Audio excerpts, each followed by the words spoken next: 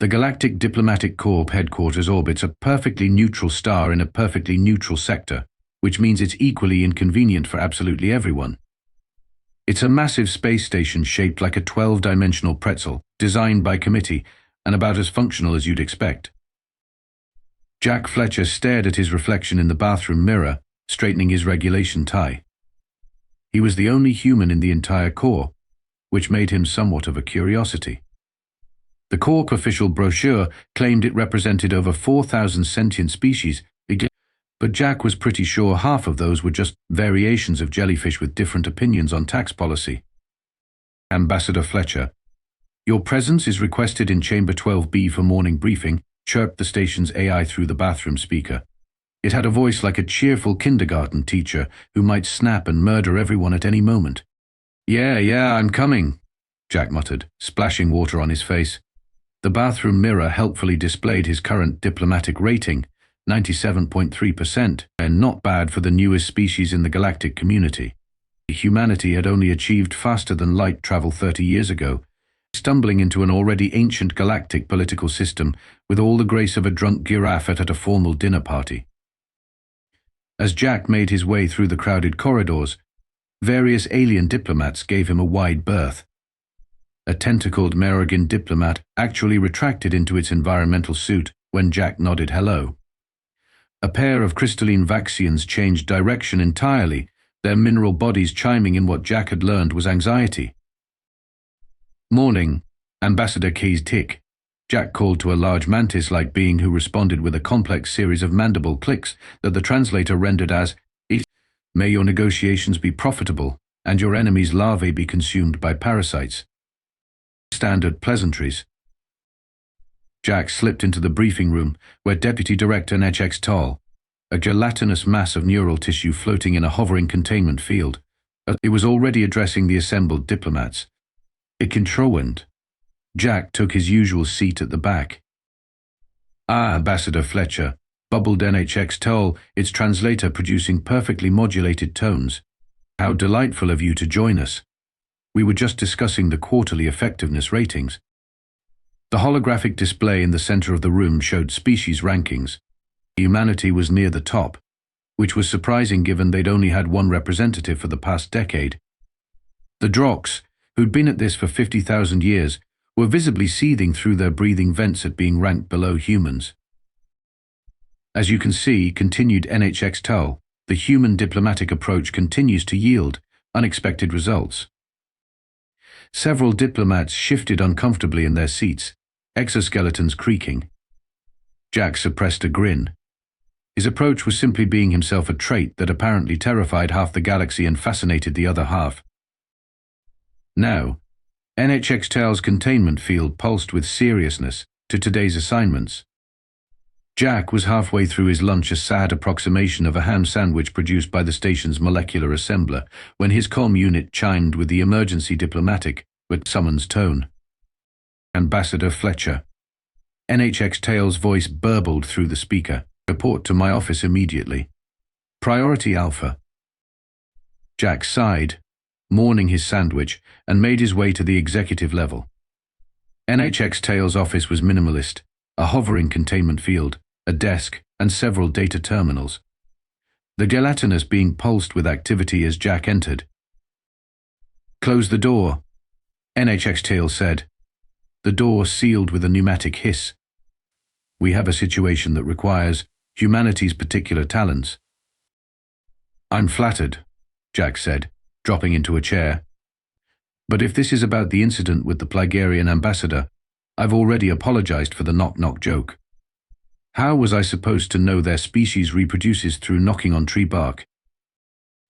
This is far more serious, Okayest Diplomat replied, its neural tissues flashing with concern. The Keldorian Empire has requested diplomatic negotiations. Jack whistled. The Keldorians? I thought they didn't negotiate, just conquered. Precisely. In their 12,000-year history, they've only engaged in formal negotiations 3 times. The last time was 4,000 years ago, and it ended with an entire star system being converted into a prison colony.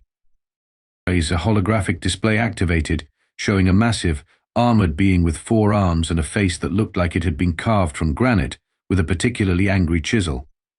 "Charming fellows," Jack remarked.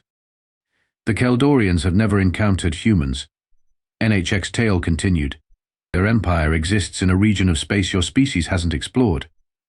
They've requested an urgent meeting regarding territorial boundaries near the Perseus Arm. Several developing civilizations hang in the balance. And you want me to handle this? Why not the Arcturians? They've been at this diplomatic game for millennia." NHX Tull's gelatinous form rippled in what Jack recognized as the equivalent of uncomfortable hesitation. "The diplomatic algorithm has selected you specifically." "The algorithm? That ancient AI that predicts negotiation outcomes? I thought that was just a myth." "It is very real, and it rarely makes recommendations. But in this case, it specifically calculated a 78.3% higher chance of successful negotiation if, and I quote, 'the human is in the room.'" Jack leaned back. "No pressure or anything.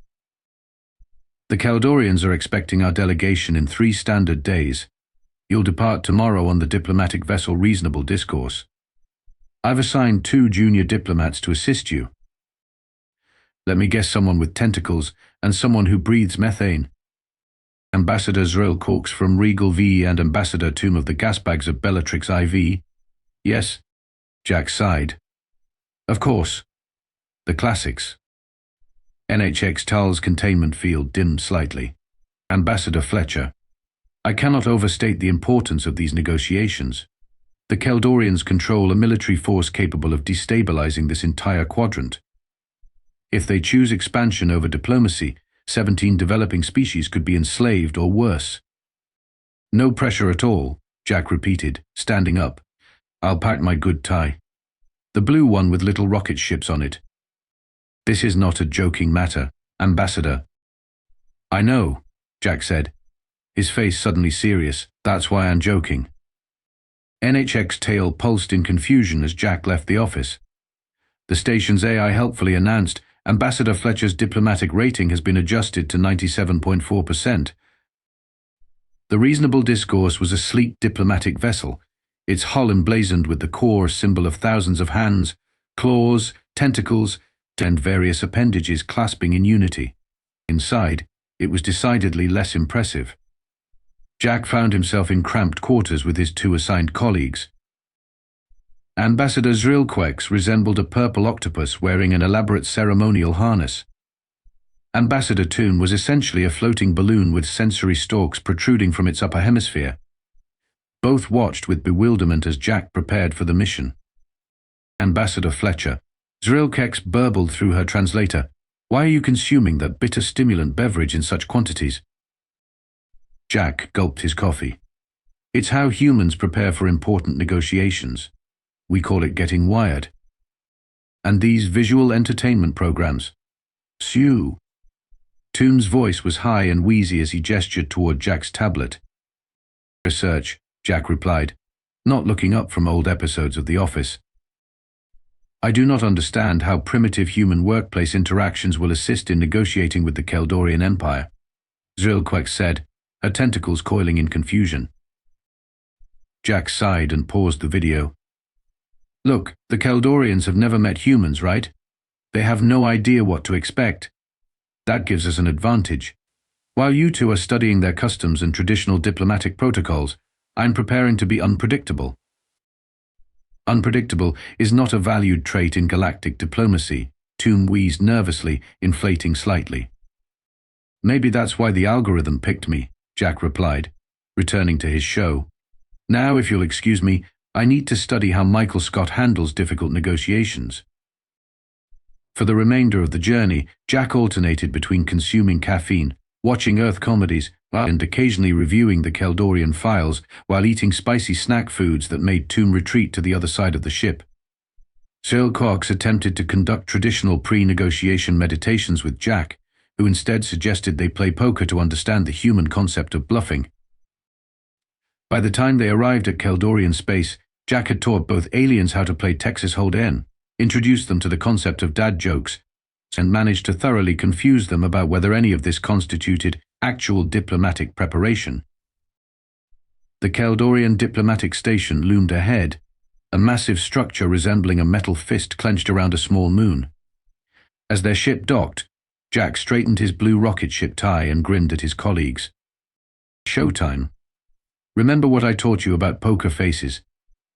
We don't have faces in the human sense, Toom wheezed anxiously. That's why you'll be great at it, Jack replied with a wink. The Keldorian diplomatic chamber was designed to intimidate. The ceiling towered 50 meters overhead. The walls were decorated with weapons from conquered civilizations, and the lighting was dim and reddish, perfect for the Keldorian visual spectrum, but headache-inducing for most other species. The Keldorian delegation entered with military precision, 6 massive warriors in ceremonial armor flanking a slightly larger, more elaborately armored figure. Grand Marshal Krug'Thok was exactly what Jack expected: 8 feet of muscle, armor, and aristocratic disdain.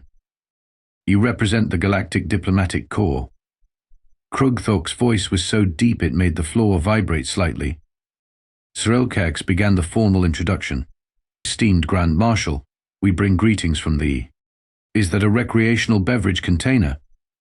Krug'Thok interrupted, pointing one massive finger at Jack, who was sipping coffee from a travel mug emblazoned with world's Okayest Diplomat.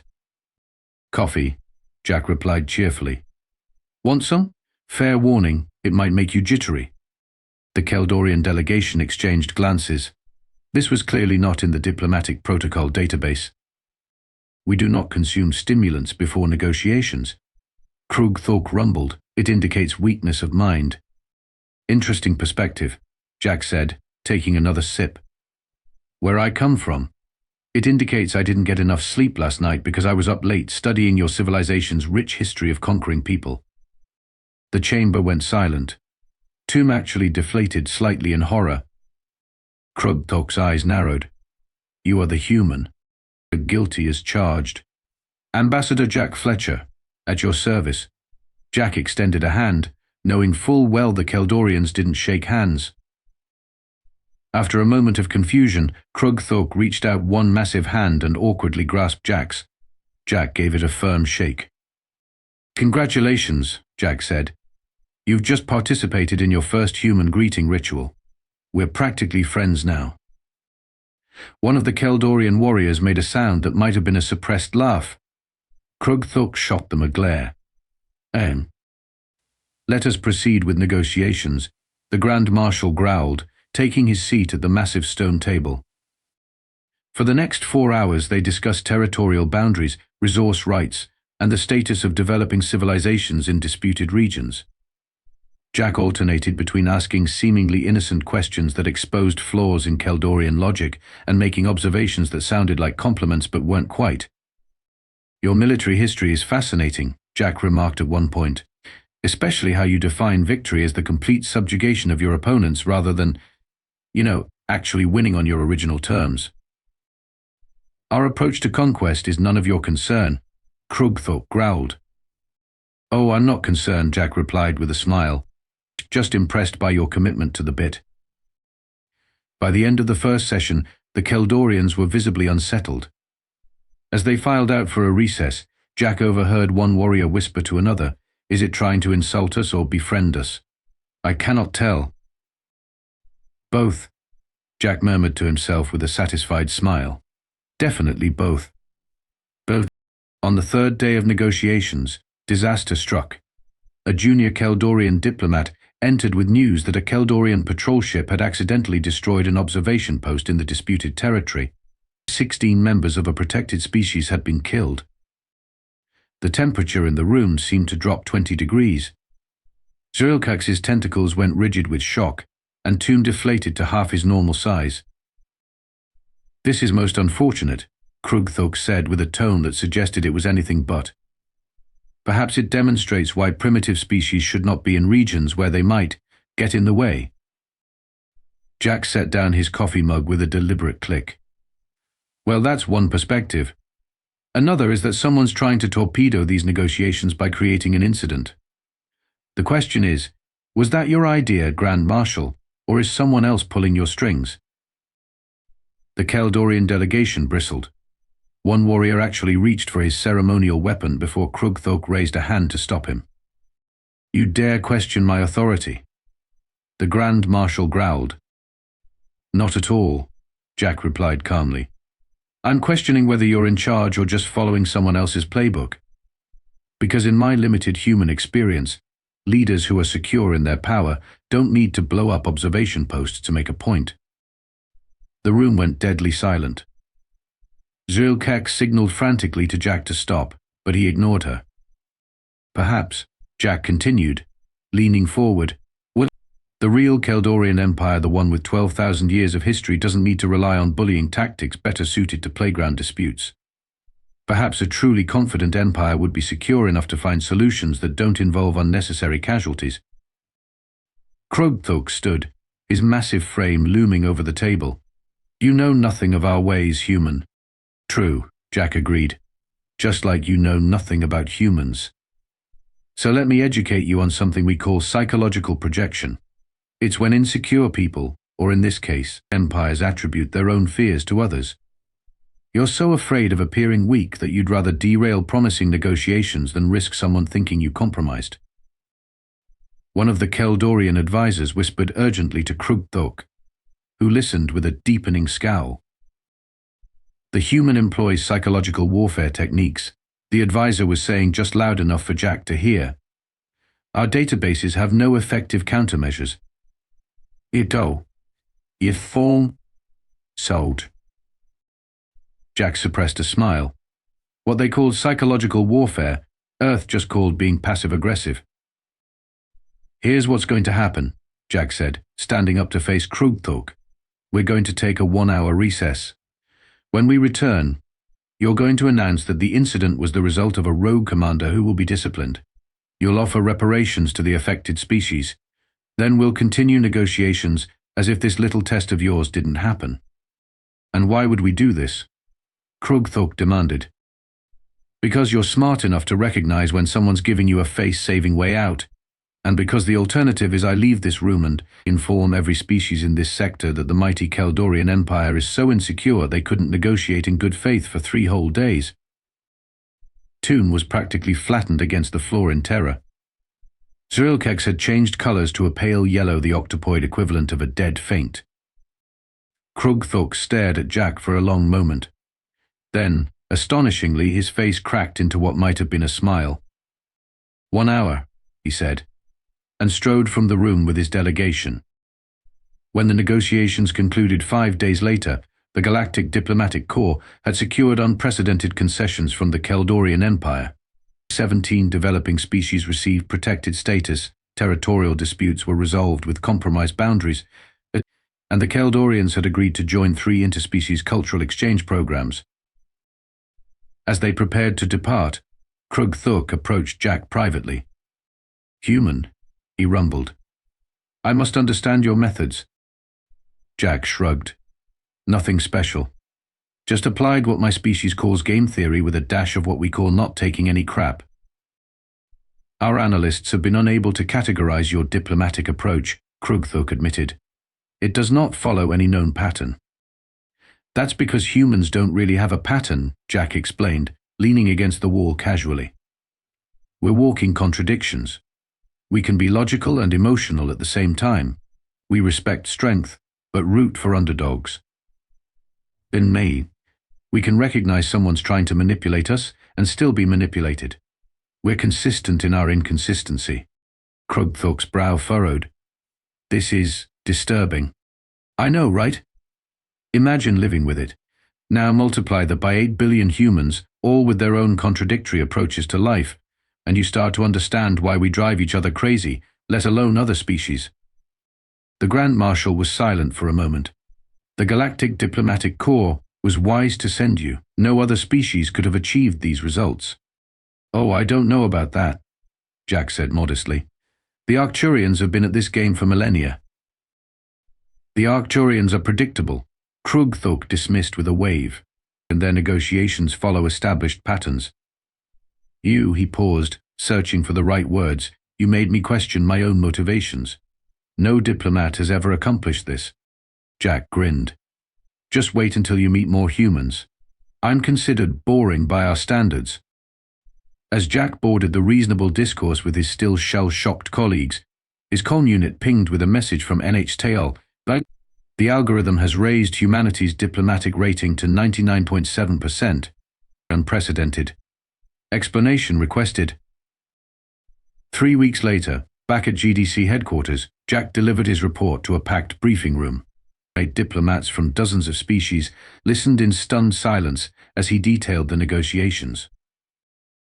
In conclusion, Jack finished.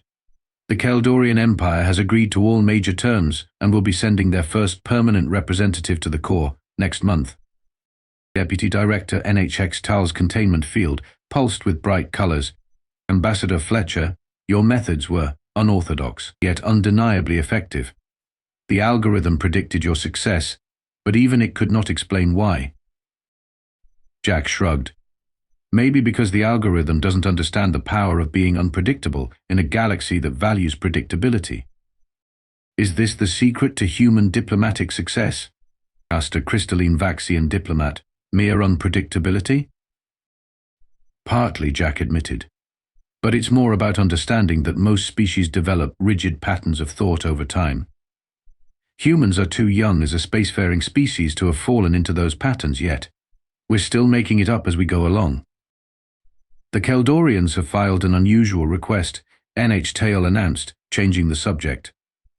They have demanded that a human representative be present at all future negotiations involving their empire. A murmur ran through the room. Such a request was unprecedented.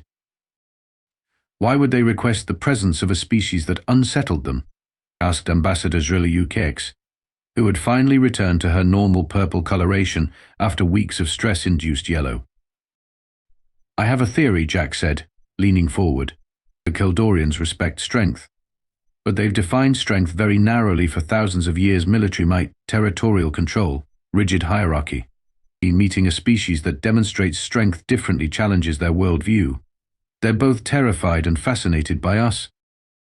This is consistent with reports from other diplomatic missions involving humans, NHX confirmed. 17 species have now requested human presence in their negotiation teams. Humanity, spreading confusion across the galaxy one negotiation at a time, Jack quipped.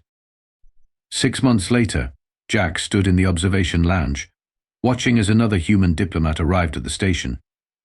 The Corps had accelerated its recruitment of humans after Jack's success, and now 27 served throughout the galaxy. Quite the view, isn't it? Came a voice behind him. Jack turned to see Krug'Thok, now the Keldorian ambassador to the Corps, ducking through the doorway. Ambassador, Jack nodded. Getting used to diplomatic life? It is. Educational. The massive Keldorian admitted. My species has spent millennia conquering rather than conversing. We believed it demonstrated our superiority. And now? Oh. Krug'Thok gazed out at the stars. Now I wonder if true strength lies in adaptation rather than domination. My emperor was most displeased when I suggested this. Change is hard, Jack commiserated, especially after 12,000 years of doing things the same way. There is a rumor spreading through diplomatic channels, Krug'Thok said, changing the subject. They say that no negotiation can succeed without a human in the room. That your species possesses some form of reality-altering abilities that bend probability toward favorable outcomes. Jack laughed. That's ridiculous. We're just good at winging it and making people uncomfortable enough to reconsider their positions. Perhaps, Krug'Thok rumbled. Or perhaps the universe itself responds to your species' unique approach to logic. Now you sound like my ex during our divorce negotiations. The station's AI interrupted. Ambassador Fletcher, your diplomatic rating has been adjusted to a perfect 100%. Jack raised an eyebrow. That can't be right. Nobody's perfect. Correction, the AI chirped. Your rating has been adjusted to 99.9%. The algorithm does not award perfect scores as a philosophical principle. That sounds more like it. Jack grinned. As they watched another diplomatic vessel dock, Krug'Thok shifted uncomfortably. My species has begun infiltrating human entertainment broadcasts to better understand your negotiation tactics. You're watching our TV shows as intelligence gathering? Jack asked, amused. Yes, I have personally analyzed 438 episodes of your reality television programming. It has left me more confused than enlightened. Join the club, Jack laughed. Half of that stuff confuses us too. That is what makes your species so dangerous, Krug'Thok said solemnly. You thrive in confusion. The rest of us merely survive it. As another human diplomat walked past the observation lounge, several alien diplomats visibly altered their paths to follow in the human's wake. Jack smiled to himself, remembering his first days when aliens avoided him. You know why the algorithm selected me for the Keldorian negotiations? Jack asked suddenly. Why? Entirely. It didn't. There was no algorithm recommendation. NHX Tal made that up, because nobody wanted to take on the assignment. I was the new guy, so I got stuck with it. Krug'Thok stared at him. But that would mean that the Corps has been bluffing about the algorithm's predictions for centuries. Yep, classic human move. Make people think you know more than you do. This is. Krug'Thok seemed at a loss for words. Hilarious? I thought so too. The Keldorian ambassador's expression shifted from shock to something resembling respect. Your species continues to alarm and impress, Ambassador Fletcher. I now understand why the Empire fears having a human in every negotiation room. Why's that?